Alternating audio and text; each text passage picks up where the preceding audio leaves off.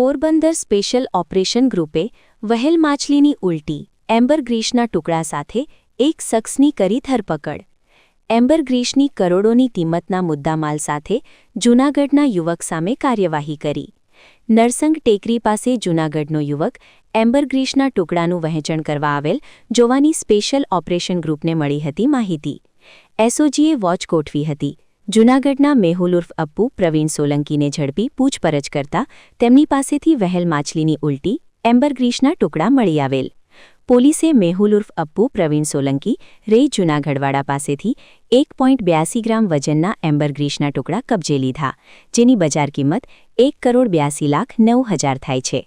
પોલીસે વન્યજીવ સૃષ્ટિ રક્ષણ હેઠળના કાયદાની જુદી જુદી કલમ હેઠળ યુવકને ફોરેસ્ટ વિભાગને સોંપી કાર્યવાહી કરવા સોંપી આપેલ.